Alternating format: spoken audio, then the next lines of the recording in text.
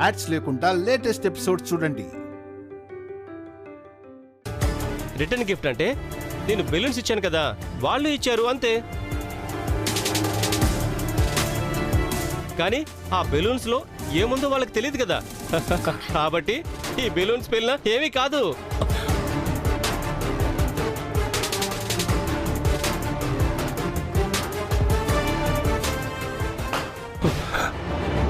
అమ్మా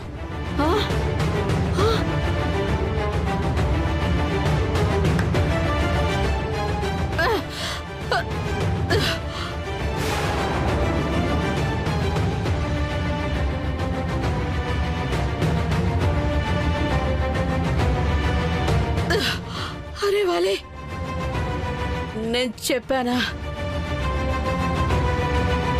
నాకు తెలుసురా, నీ మట్టి పొరకి అర్థం కాలేదు కదరా.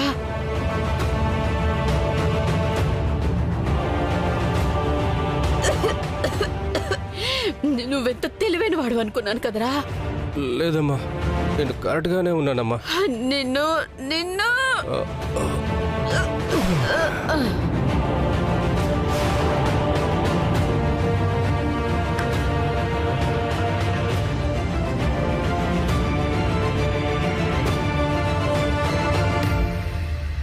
ఒక పని అయిపోయింది బావా. ఇక జరగాల్సింది తెల్లారాక మావి గారు చూసుకుంటారు.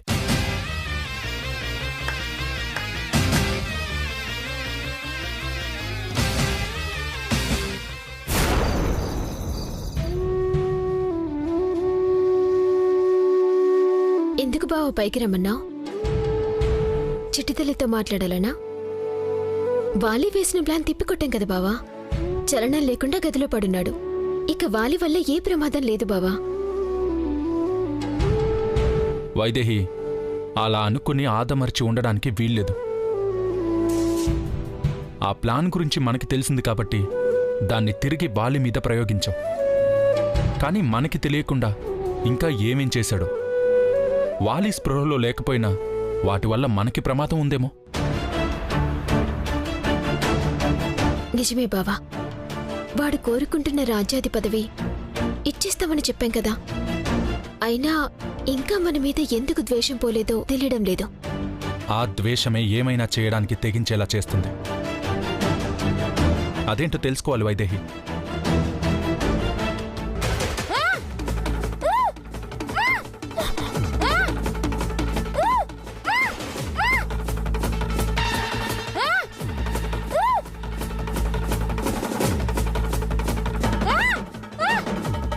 ఎవరో మూలుగుతున్న శబ్దం వినిపిస్తోంది బావా. ఎవరు? పద.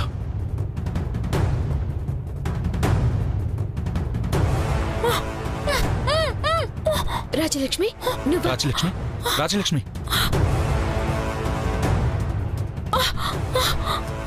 రాజలక్ష్మి, రాజలక్ష్మి. వైదేహి, నీళ్లు తీసుకురాపో.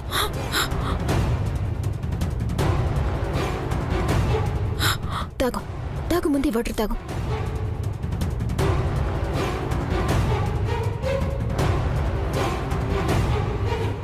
ఎవరు నిన్నిలా కట్టిపడేశారు? ఇంకెవరు? వాళ్లే, నా భర్త, మా అత్తయ్య. వాళ్ళు చేయబోయే దారుణాలు నాకు తెలిసిపోయాయని, మీకు చెప్పకుండా ఉండాలని నన్ను కట్టిపడేశారు.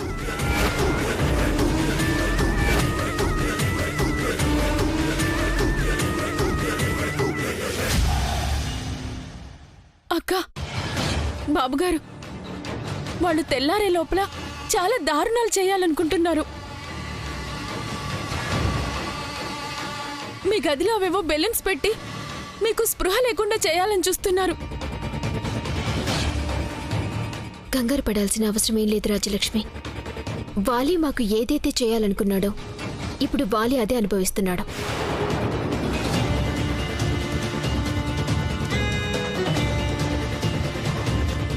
అవునా? అవును రాజలక్ష్మి, మమ్మల్ని స్పృహ లేకుండా చేయాలనుకున్న వాళ్ళు ఇప్పుడు గదిలో స్పృహ లేకుండా పడున్నారు. కానీ వాళ్ళు చాలా ప్లాన్లు చేస్తున్నారు బాబు. ఇంట్లో వాళ్ళందరినీ చెప్పు చేతుల్లో పెట్టుకోవడానికి ఏవేవో చేయాలనుకుంటున్నారు. లక్కీ బాబుకి మళ్ళీ కాళ్ళు లేకుండా చేయాలనుకుంటున్నారు. ఇంకా చాలా చాలా ఆలోచిస్తున్నారు. ఏమైనా చెయ్యాలి అంటే ముందు వాళ్ళు స్పృహలో ఉండాలి కదా. రేపు పొద్దున వరకు కాదు, పొద్దుపోయే వరకు కూడా స్పృహలోకి రారు. కానీ అంతా విన్నా నిన్ను ఏమీ చేయకుండా వదిలేశారు. సంతోషం. చంపేస్తారనుకున్న అక్క, కానీ నా ద్వారా ఆయనకేదో మంచి జరుగుతుందని నమ్ముతున్నారు. అందుకే నన్ను ప్రాణాలతో ఉండనిచ్చారు. వాళ్ళ వల్లైతే నీకు ఏ ప్రమాదమూ ఉండదు రాజలక్ష్మి. మిగతా వాళ్ళకు కూడా ప్రమాదం ఉండకుండా చేయడమే ఇప్పుడు మనం చేయాల్సిందే. నా సీమంతం తర్వాత అంతా మారిపోతుందిలే బావా. వాళ్లలో మార్పు వస్తుంది.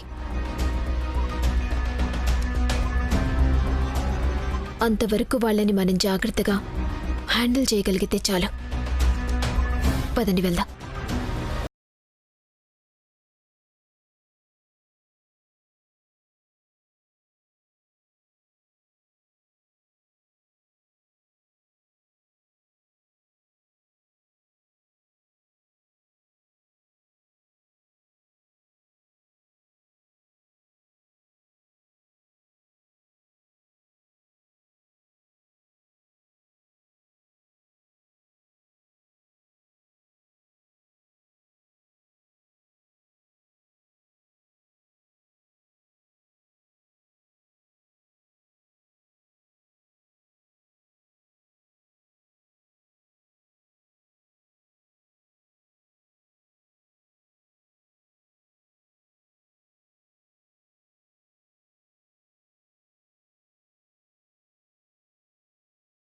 నువ్వు తాతయ్య కలిసి ఆట ఆడబోతున్నారు. ఏంటి వైదేహి, ఏదైనా ఆపదా? లేదు బావా, తెల్లారితే మావయ్య ఆత్మకి బంధ విముక్తి జరుగుతుంది కదా. ఇంట్లో ఆట జరగబోతుంది అంటుంది. దానికి నేనేదో చేయాలంట బావా. చిట్టి తల్లి చెప్పింది కదక్క, ఇంకెందుకు ఆలోచన చేసే. ఆ నీచులు మనుషులుగా మారే వరకు ఎందుకు బతుకున్నామా, మారకపోతే ఏమైపోతామా అనేంతలా భయపట్టాలి. అదంతా మావయ్య గారు చూసుకుంటారు. ఆయన మన చేత ఏం చేయించాలి అనుకుంటున్నారో అది మనం చేస్తే చాలు. అంటే రేపే మన జీవితాల్లో ముఖ్యమైన రోజు కాబోతుంది వైదేహి. నాన్న అప్పుడే చెప్పారు, కుటుంబంలో అందరూ కలిసి ఉండాలి, దానికోసం ప్రయత్నించాలి అని.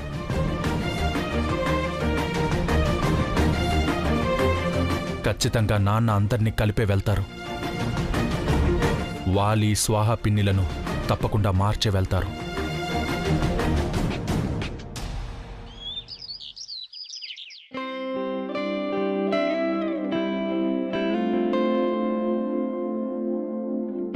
వైదేహి, అత్తయ్య, నువ్వులుండలు తీసుకెళ్తున్నావమ్మా. నువ్విప్పుడు అవి తినకూడదు కదా. నా కోసం కాదత్తయ్య, మావయ్య గారి కోసం. రాజా కోసమా? అవునమ్మమ్మా, మావయ్య గారికి ఇవ్వంటే ఇష్టం కదా.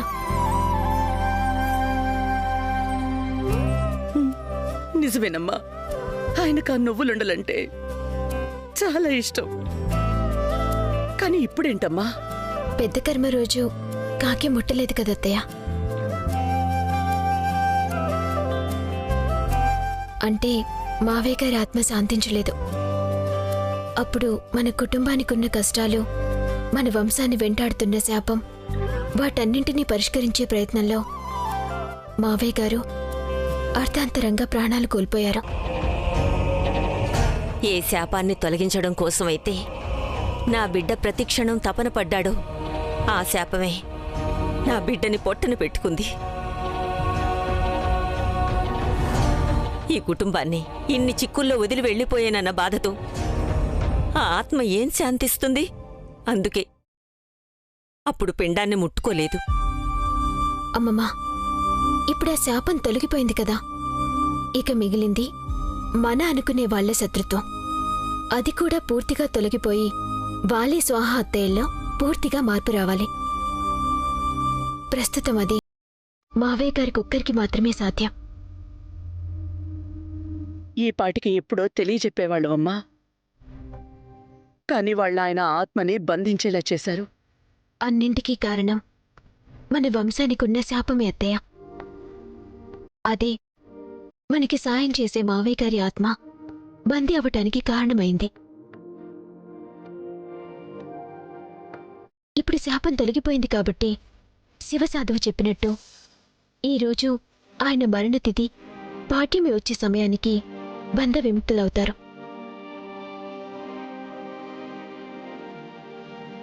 అప్పుడు ఏదో ఒక రూపంలో ఎవరో ఒకరి ద్వారా వీటిని తింటే ఆయన ఆత్మకి శాంతి కలుగుతుంది. వాలి స్వాహాల్ని మార్చే బాధ్యత మావయ్య గారే తీసుకుంటారు. అప్పుడు ఈ ఇంట్లో మిగిలేది సంతోషం మాత్రమే అత్తయ్య. అందుకోసమే ఇవి చేశాను. నిజమేనమ్మా, ఎవరో ఒకరి ద్వారా ఇవి తింటే రాజా ఆత్మ శాంతిస్తుంది, ఈ ఇంటికి మంచి జరుగుతుంది. పెట్టమ్మా. అలాగే అమ్మమ్మ. వెళ్ళమ్మా.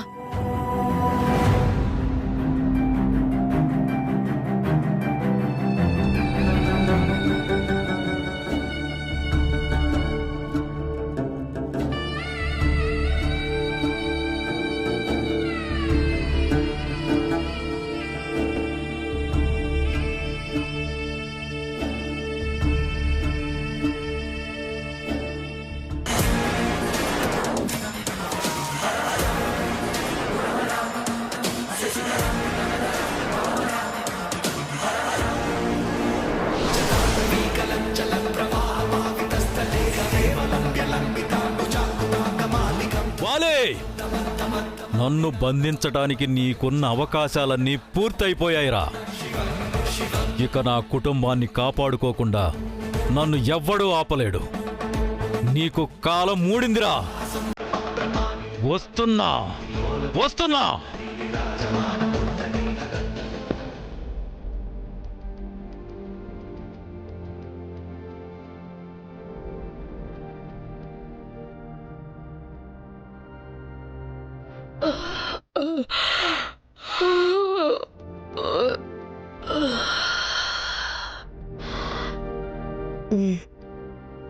ఇలా ఒళ్ళు తెలియకుండా నిద్రపోయానేంటి?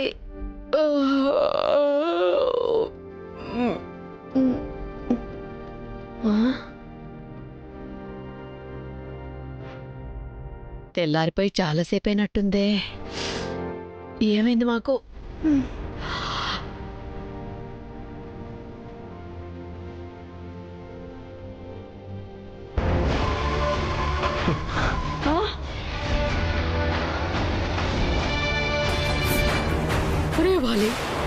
కొంప ముంచావు కదరా. ముద్దులాగా ఎలా నిద్రపోతున్నాడో చూడు. వాలి, వాలి, దొంగలు పడ్డా? మంచి నిద్రలో ఉంటే పాడు చేసావు కదమ్మా. నిద్రపోతానంటున్నావేంట? నిద్ర రాత్రి ఏం చేద్దామనుకున్నావు? ఇప్పుడేం జరిగింది? వాళ్ళనేదో మత్తులో ఉంచి ఏదేదో ప్లాన్ చేద్దామన్నావు కదరా. చివరికి మనం మత్తులోకి వెళ్ళిపోయాం కదరా. అవును, టైం ఎంతైంది? అమ్మో, 10:30. పాడ్యం ఎప్పుడొస్తుందిరా? ఒక్క నిమిషం. 10 అమ్మా. అంటే పాడ్యం వచ్చేసిందమ్మా. అంటే పెదనాన్న బందీ నుంచి విముక్తి అయిపోయి ఉంటాడు. ఇక మన బ్రతుకు బస్ స్టాండే అమ్మా. ఇక మనల్ని వదిలిపెట్టాడు. ఓరే, మీ పెదనాన్న మనల్ని వదలరా, ప్రాణాలు తీసేస్తాడు. ఇప్పుడు మనం ఏం చేయాలి? ఎవరి కాళ్ళ మీద పడితే మనం బ్రతికి బట్ట కడతాం చెప్పు. ఇప్పుడు ఎవరి కాళ్ళ మీద పడినా ఏం లాభం లేదమ్మా. అయ్యో, మన మార్పు నిజం కాదని అందరికీ తెలిసిపోయింది. అందుకే కదా మన ప్లాన్ మనకే తిప్పికొట్టి మనం మూర్చిపోయేలా చేశారు. కాబట్టి ఇప్పుడు మనం మళ్ళీ మారామని చెప్పిన అస్సలు నమ్మరు. మనం మారకపోతే మీ పెదనాన్న మనల్ని బ్రతకనివ్వడరా. ఇప్పుడు ఎల్లారా తప్పించుకోవడం? ఏదో ఒకటి ఆలోచించరా. ఇన్ని పాటలు పడి ఏవి అనుభవించకుండానే కుక్క చావు చావాల్సి వస్తుందిరా. ముందు ఆలోచించు. ఆలోచిస్తున్నానమ్మా. అమ్మా, మనం దయ్యాలకు భయపడితే దయ్యాలు ఆంజనేయ స్వామికి భయపడతాయి. ఆంజనేయ స్వామి దండకం ఉంటే దగ్గర కూడా రావు. మరైతే చదువురా ఆలోచిస్తావేంటి? నాకెక్కడ వచ్చామా? అయ్యో ఉండు, ఫోన్లో పెడతా ఉండు.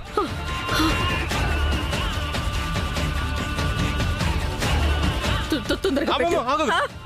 కింద కూర్చో, కింద కూర్చో, కూర్చో. సరే. జయ ఆంజనేయం శ్రీ ఆంజనేయం ప్రసన్నాంజనేయం జయ ఆంజనేయం శ్రీ ఆంజనేయం ప్రసన్నాంజనేయం శ్రీ ఆంజనేయం ప్రసన్నాంజనేయం జయ ఆంజనేయం శ్రీ ఆంజనేయం ప్రసన్నాంజనేయం శ్రీ జయ ఆంజనేయం శ్రీ ఆంజనేయం ప్రసన్నాంజనేయం జయ ఆంజనేయం శ్రీ ఆంజనేయం ప్రసన్నాంజనేయం శ్రీ ఆంజనేయం శ్రీ ఆంజనేయం ప్రసన్నాంజనేయం. ఒరేయ్ పాపాత్ములారా, ఆంజనేయ స్వామికి భయపడ్డానికి నేనేం పిచ్చోడ్నో ప్రేతాత్మనో కాదురా. ఆ మహాదేవుని ఆశీర్వాదం పొంది ఇంకా నేల మీద తిరిగే అదృష్టాన్ని పొందిన ఆత్మని. ఆ ఆంజనేయ స్వామి కూడా నాకే అండ. ఈ రోజు నా నుంచి మిమ్మల్ని కాపాడే శక్తి ఏదీ లేదురా. పెదరాడ, నన్ను క్షమించి పెదరాడ, మీ కాలు పట్టుకుంటా పెదరాడ. మీరేం చేయమంటే చేస్తా. నేను మారిపోతా పెదరాడ. నన్ను చెప్పొద్దు పెదరాడ. పెదరాడ, నన్ను చెప్పొద్దు. మీరేం చెప్తా చేస్తా. రా మీ పెదనాన్న కాదు. ఇప్పటికే భయపడి చస్తుంటే ఇంకా భయపడతావేంట్రా? కిటికీనా? పెదరాడ అనుకున్నా కదమ్మా. శ్రీ ఆంజనేయం జయ ఆంజనేయం. అయినా పెదనాన్న వస్తారు, మనల్ని వదలరు. ఆంజనేయ దండకం ఒక్కటే సరిపోదమ్మా. ఒంటి నిండా విభూతి రాసుకుంటే ఆ పరమశివుడు కూడా మనకు అండగా ఉంటాడు. పెదనాన్న మన దగ్గరికి రాకుండా కాపాడుతాడు. విభూతి రాసుకుందామమ్మా. నాకు వరాన్నిచ్చిన ఆ మహాదేవుడు మిమ్మల్ని నా నుండి కాపాడతాడా? ఏం పూసుకుంటారో పూసుకోండి, మిమ్మల్ని ఎవరు కాపాడతారో చూస్తా. అవునా? మరైతే ఇంకా ఆలోచిస్తావేంట్రా? వెళ్ళి విభూతి తీసుకురా. వెళ్ళు, వెళ్ళి విభూతి తీసుకురా. సరే అమ్మా. శ్రీ ఆంజనేయం శ్రీ ఆంజనేయం శ్రీ ఆంజనేయం. అమ్మా, అక్కడ విభూతి ఉంది. అక్కడ ఎవరు పెట్టారా? రాజలక్ష్మి పెట్టుంటుందమ్మా. ఎప్పుడు ఏదో ఒక పూజ చేస్తూ ఉంటుంది కదా. సరే, ఏదైతే ఏముంది రాసుకోమ్మా.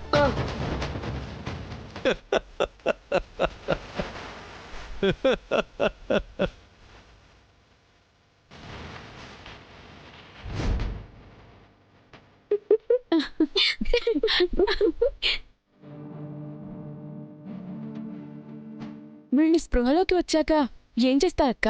ఏముంది, రాత్రి వాళ్ళ ప్లాను ఏది వర్కౌట్ కాక తెల్లారాక మావయ్య గారి ఆత్మ బయటపడుతుందన్న భయంతో దాని నుంచి తప్పించుకోవడానికి ఆ మంత్రగత దగ్గరికి పరిగెడతారు.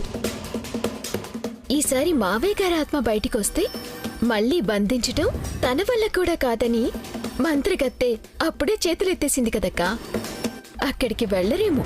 ఆ మంత్రగత్త వల్ల ఒకవేళ కాకపోతే వీళ్ళని కాపాడేవాళ్ళు ఎవ్వరూ ఉండరు.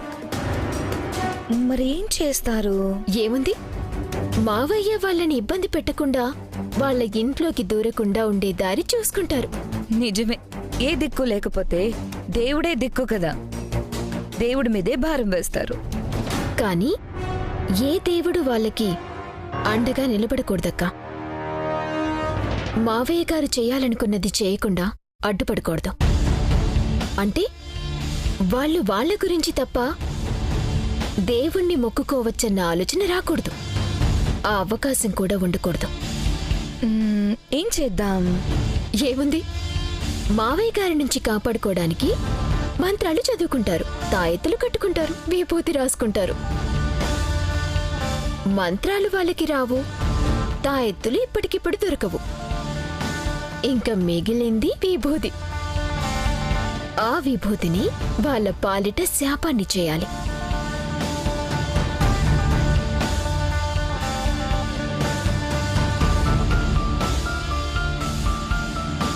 అమ్మ రాజలక్ష్మి, కిందకి వెళ్ళి ఆ విభూతి తీసుకురా.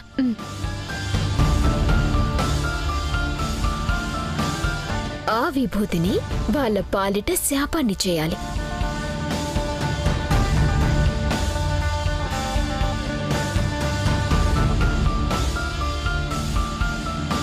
అమ్మ రాజలక్ష్మి, కిందకి వెళ్ళి ఆ విభూతి తీసుకురా.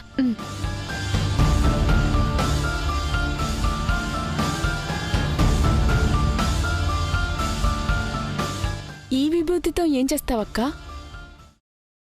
ఆ విభూదిలో వెనిగర్ కలిపాం. ఇది ఒంటికి పోసుకుంటే మంటతో చస్తారు. కావాలంటే నువ్వు కొంచెం పోసుకో.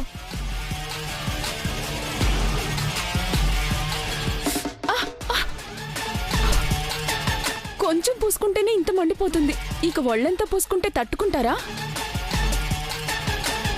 ఇదెక్కడ పెట్టేసి వెళ్దాం. వాళ్ళకి స్పృహ వచ్చాక వాళ్లే పూసుకుంటారు. సరే అక్క.